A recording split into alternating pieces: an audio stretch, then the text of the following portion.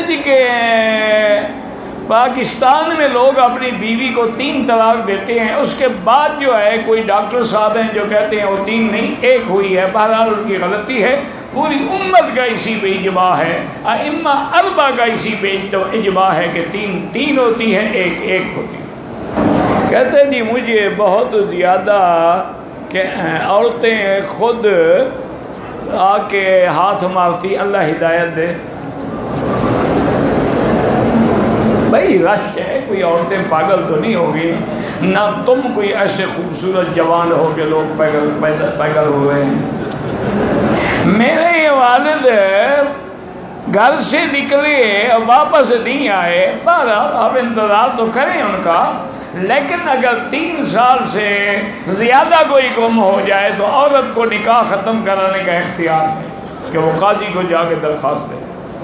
مجھے نہیں پتا کہ رحمت کیا ہے، تمہیں نہیں پتا یہ رحمت ہے کہ تم اللہ کے گھر میں بیٹھے ہو، بارش برسے یہ رحمت ہے، اللہ نے تمہیں کھانے کی توفیق دی ہے یہ رحمت ہے۔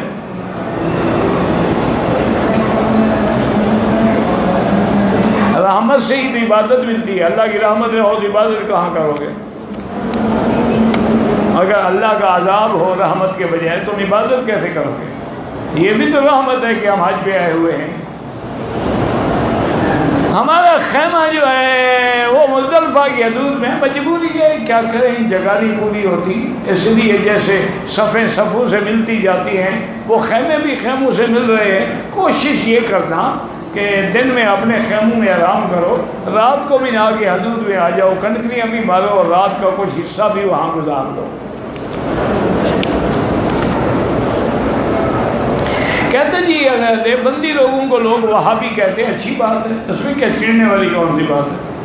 وہاب اللہ کا نام ہے، یعنی اللہ والے، وہابی کا معنی اللہ والے، کیونکہ یا وہاب ہو یا وہاب اللہ کا نام ہے، تو جو وہابی بنے گا اللہ والا بن جائے گا، اور اگر وہ حلوائی ہے تو گلابی بن جائے گا، وہابی نہیں بنے گا۔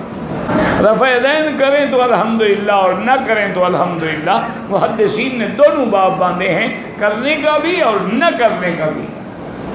امام ابو حنیفہ رحمۃ اللہ علیہ ان حدیثوں کو لیتے ہیں جو نہ کرنے کے بارے میں ہیں، کیونکہ وہ کہتے ہیں نماز سکون کا نام ہے۔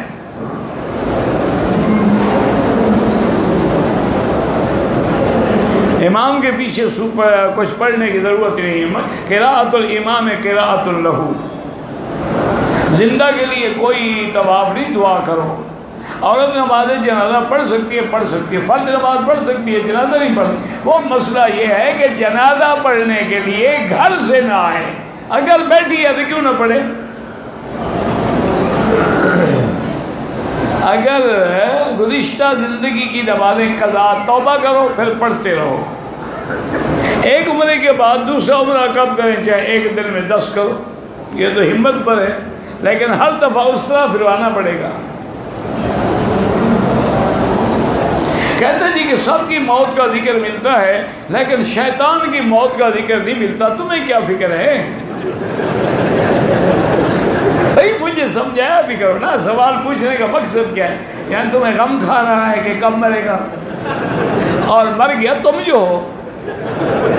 ایک آدمی میرے پاس ہے، پرانی بات ہے، کہتے ہیں مکی صاحب یہ حدیث مبارک ہے کہ جب رمضان ہوتا ہے تو شیاطین جو ہیں ان کو باندھ دیا جاتا ہے، لیکن ہم تو رمضان میں بھی گناہ کرتے ہیں، تو شیطان تو بندے ہونے کا، جناب شیطان بندے گا، آپ تو کھلے ہوئے ہیں نا۔